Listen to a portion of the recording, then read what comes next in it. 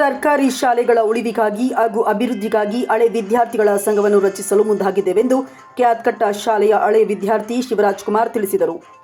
ಮದ್ದೂರು ತಾಲೂಕು ಭಾರತೀನಗರದಲ್ಲಿ ನಡೆದ ಸುದ್ದಿಗೋಷ್ಠಿಯಲ್ಲಿ ಭಾನುವಾರ ಸಂಜೆ 4 ಗಂಟೆಯಲ್ಲಿ ಮಾತನಾಡಿದ ಅವರು, ಕ್ಯಾತ್ಕಟ್ಟ ಸರ್ಕಾರಿ ಪ್ರೌಢಶಾಲೆಯಲ್ಲಿ ಹಳೆಯ ವಿದ್ಯಾರ್ಥಿಗಳ ಸಂಘವನ್ನು ರಚಿಸಲು ಜನವರಿ 19ರಂದು ಬೆಳಗ್ಗೆ 10:30 ಗಂಟೆಗೆ ಹಳೆ ವಿದ್ಯಾರ್ಥಿಗಳ ಸಭೆ ಕರೆಯಲಾಗಿದೆ. ಇದರ ಉದ್ದೇಶ, ಇತ್ತೀಚಿನ ದಿನಗಳಲ್ಲಿ ಖಾಸಗಿ ಶಾಲೆಗಳ ಹಾವಳಿಯಿಂದ ಸರ್ಕಾರಿ ಶಾಲೆಗಳು ಮುಚ್ಚುತ್ತಿವೆ. ಸರ್ಕಾರಿ ಶಾಲೆಯಲ್ಲಿ ಗುಣಮಟ್ಟದ ಶಿಕ್ಷಣವನ್ನು ನೀಡುತ್ತಿದ್ದಾರೆ, ಆದರೆ ಕಾನ್ವೆಂಟ್ಗಳ ವ್ಯಾಮೋಹಕ್ಕೆ ಪೋಷಕರು ಬಲಿಯಾಗುತ್ತಿದ್ದಾರೆ.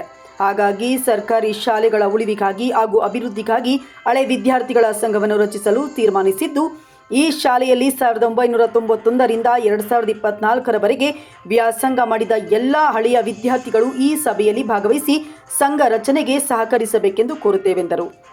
ಇನ್ನು ಈ ಸಂದರ್ಭದಲ್ಲಿ ಕ್ಯಾತ್ಕಟ್ಟ ಪ್ರೌಢಶಾಲೆಯ ಹಳೆ ವಿದ್ಯಾರ್ಥಿಗಳಾದ CH ಬೋರೇಗೌಡ, KB ಅಂದಾನಿ, ಶಾಲೆಯ STMC ಅಧ್ಯಕ್ಷ KB Siddaraju, K Deve Gowda, D Anil ಇದ್ದರು.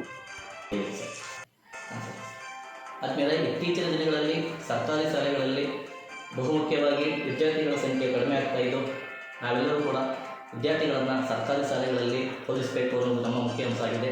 ಜೊತೆಗೆ ಹಳೆ ವಿದ್ಯಾರ್ಥಿಗಳ ಸಂಘ ರಚನೆ ಮಾಡೋದ್ರಿಂದ ಸರ್ಕಾರಿ ಸೌಲಭ್ಯಗಳ ಜೊತೆಗೆ ನಾವು ಹಳೆ ವಿದ್ಯಾರ್ಥಿಗಳ ಸಂಘದೊಂದಿಗೆ ಕೈ ಜೋಡಿಸಿ ನಾವೆಲ್ಲರೂ ಕೂಡ ವಿದ್ಯಾರ್ಥಿಗಳಿಗೆ ಈಗ ಸರ್ಕಾರ ಏನು ಸೌಲಭ್ಯ ಕೊಡ್ತಾ ಇದೆ, ಆ ಸೌಲಭ್ಯಗಳನ್ನು ಹೊರತುಪಡಿಸಿ ಎಲ್ಲ ಸೌಲಭ್ಯಗಳನ್ನು ನೀಡಿ ಅವರಿಗೆ ಅತ್ಯುನ್ನತ ವಿದ್ಯಾಭ್ಯಾಸವನ್ನು ನೀಡಬೇಕು ಅನ್ನೋದು ನಮ್ಮೆಲ್ಲರ ಉದ್ದೇಶ ಆಗಿದೆ.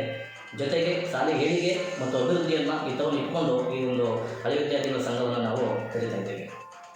ಯಾವುದೇ ಒಂದು ಅನುದಾನಗಳನ್ನು ಸರ್ಕಾರದ ಅನುದಾನಗಳನ್ನು ಬರುವಂತಹ ಅನುದಾನಗಳನ್ನು ಶಾಲೆಯ ಅಭಿವೃದ್ಧಿಗಾಗಿ ವಿನಿಯೋಗಿಸಿ ಮತ್ತು ಸರ್ಕಾರಿ ಶಾಲೆಗಳು ಮುಚ್ಚಿ ಹೋಗುತ್ತಿರುವ ಸಂದರ್ಭದಲ್ಲಿ ಅದನ್ನು ಹೆಚ್ಚು ಪ್ರೋತ್ಸಾಹ ನೀಡಿ ಸರ್ಕಾರಿ ಶಾಲೆ ಉಳಿವಿಗೋಸ್ಕರ ಶ್ರಮಿಸೋಕ್ಕೆ ಪ್ರಯತ್ನ ಅಂದರೆ ಒಂದು ವಾಸಭಾವ.